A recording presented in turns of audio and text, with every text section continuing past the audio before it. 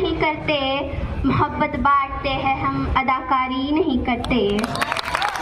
اور برا وقت جب بھی آیا ہے وطن پر اے وطن والو, اور برا وقت جب بھی آیا ہے وطن پر اے وطن والو, ہم اپنی جان دے دیتے ہیں, غداری نہیں کرتے. بسم اللہ الرحمن الرحیم. جناب صدر مدرسہ, اساتذہ اکرام اور میرے ہم وطنوں, السلام علیکم, آداب, گڈ مارننگ. سب سے پہلے آپ تمام کو میری طرف سے 26 جنوری یوم جمہوریہ کی بہت بہت مبارکباد. 26 جنوری صرف ایک تاریخ نہیں, یہ ہماری غیرت اور ہماری پہچان کا دن ہے. اکثر لوگ کہتے ہیں کہ ہمیں آزادی مل گئی. میں کہتی ہوں ہم نے آزادی چھین لی ہے. کیا ہم بھول گئے ان ماؤں کو جن کی گودیں اجڑ گئی؟ کیا ہم بھول گئے ان جوانوں کو جو ہنستے ہنستے پھانسی کے پھندے پر جھول گئے؟ وہ کالی کوٹریاں, وہ زنجیریں, وہ کوڑوں کی آوازیں, وہ سب اس لیے سہا گیا تاکہ آج میں اور آپ اس مائک پر کھڑے ہو کر فخر کے ساتھ کہہ سکیں کہ میں آزاد ہوں. ثبوت کیا دوں تجھے میری وطن پرستی کا, ثبوت کیا دوں تجھے میری وطن پرستی کا, پانی نہ ہو تو وضو اسی مٹی سے کرتی ہوں. جناب صدر, اس لیے میں یہاں پر یہ کہنا چاہتی ہوں کہ میری پہچان ہندوستان, میرا ایمان ہندوستان, میری یہ آن ہندوستان, میرا سامان ہندوستان, میری عزت اسی سے ہے, میرا عنوان ہندوستان, غموں کی بھیڑ میں شان, میرا گلزار ہندوستان. جی ہاں وہی ہندوستان جس کے اصولوں کے لیے 100 نہیں, ہزاروں نہیں, بلکہ لاکھوں لوگوں نے قربانیاں دی. کتنی ہی ماؤں کے سامنے ان کے جگر گوشوں کو سنگار میں پرویا گیا.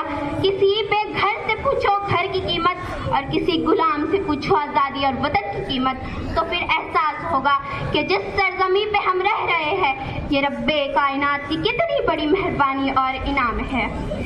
میں مر جاؤں تو میری ایک الگ پہچان لکھ دینا, میں مر جاؤں تو میری ایک الگ پہچان لکھ دینا, لہو سے میری پیشانی پہ ہندوستان لکھ دینا, لہو سے میری پیشانی پہ ہندوستان لکھ دینا. آج کے دن ہم ڈاکٹر بھیم راؤ امبیڈکر کو سلام پیش کرتے ہیں.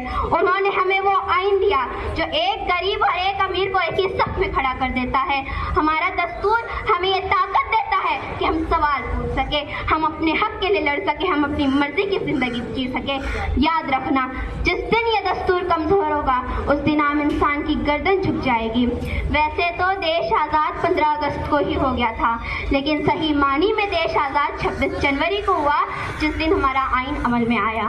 یہ وہ آئین ہے جس کا کوئی مذہب نہیں, جس کا کوئی دھرم نہیں, جس کے لیے کوئی امیر نہیں, جس کے لیے کوئی غریب نہیں. اس آئین, اس قانون کا بس ایک ہی مذہب اور ایک ہی دھرم ہے, وہ ہے انسانیت.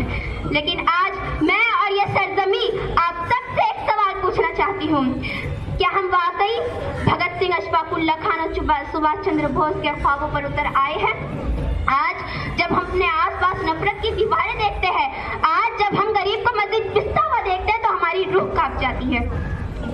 آپ سب سے ہے, کیا ہم آزاد صرف جھنڈا لہرانے کے لیے ہوئے تھے, یا پھر اس لیے کہ ہم جہالت, غریبی اور ناانصافی کو جڑ سے اکھاڑ سکیں؟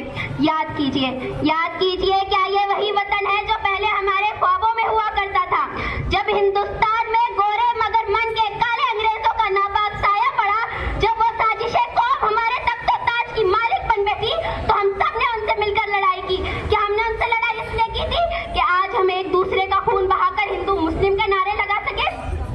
آج ہم منگل پر جیون ڈھونڈ رہے ہیں, لیکن کیا ہم نے کبھی اس غریب کو دیکھا جس کے پاس بارش سے بچنے کے لیے چھت تک نہیں ہے؟ آج ہم جانوروں کو کھانا کھلا دیتے ہیں, لیکن کیا ہم نے کبھی اس غریب بچے کو دیکھا جس کے پاس کئی راتوں تک کھانے کا نوالا تک نہیں ہوتا؟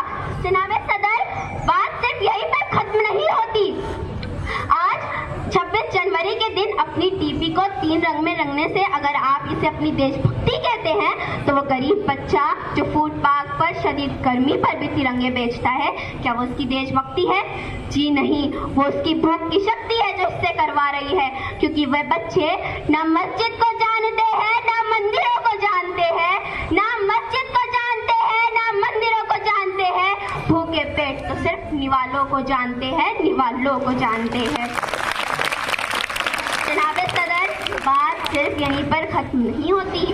آج इस जश्न के दरमियान मेरा सर शर्म से झुक जाता है जब मैं अखबार में किसी बेटी की असमत दरी या उस पर होने वाले जुल्म की खबर पढ़ती हूँ। आज हमारी बहनें, हमारी बेटियां, हमारी माएँ अपने ही मुल्क में आज़ाद नहीं है। जिस मुल्क में हम भारत माता का नारा लगाते हैं, जिस तहजीब में औरत को देवी और माँ का दर्जा दिया गया है, उसी मुल्क की सड़कों पर आज बेटियां खौफजदा है।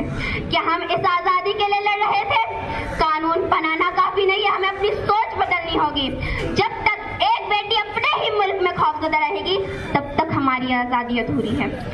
लबों पर हम सजाकर आयते कुरान निकले हैं, लबों पर हम सजाकर आयते कुरान निकले हैं, वतन पर मरने मिटने का लिए अरमान निकले हैं।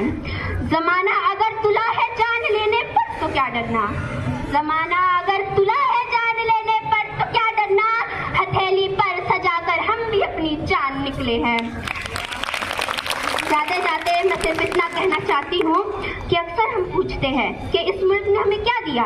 आज यौम जमहूरिया के मौके पर हमें खुद से ये सवाल करना चाहिए कि हमने इस मुल्क को क्या दिया। कानून सिर्फ एक कागज का टुकड़ा नहीं है, ये हमारी पहचान है। अगर आप चाहते हैं कि हिंदुस्तान अजीब मुल्कों में से एक बने तो शुरुआत नारों से नहीं, अपने किरदार से कीजिए। अजीज तुलबा, जब हम आज अपना 77वां यौम जमहूरिया मना रहे हैं तो याद रखें कि कानून हमारा रहनुमा है। आपकी तालीम जदीद, जामा और मजबूत हिंदुस्तान बनाने का जरिया है। Your education is the tool to build a inclusive, modern and strong India. ईमानदार बने, नज़्म ज़ब्त का मुजाहिरा करें और अपनी कौम को फख्र करने की कोशिश करें। Be honest, be discipline and strive to make our nation proud. अब मैं अल्लामा इकबाल के शेर से अपने अल्फाज खत्म करती हूँ। चिश्ती ने जिस ज़मीं में पैगाम हक सुनाया, चिश्ती ने जिस ज़मीं में पैगाम हक सुनाया, नानक ने जिस चमन में वहदत का गीत गाया। मेरा वतन वही है, मेरा वतन वही है। रफ़अत है जिस ज़मीं की वामे फलक का जीना, रफ़अत है जिस ज़मीं की वामे फलक का जीना, जन्नत की ज़िंदगी है जिसकी फ़िज़ा में जीना। मेरा वतन वही है, मेरा वतन वही है।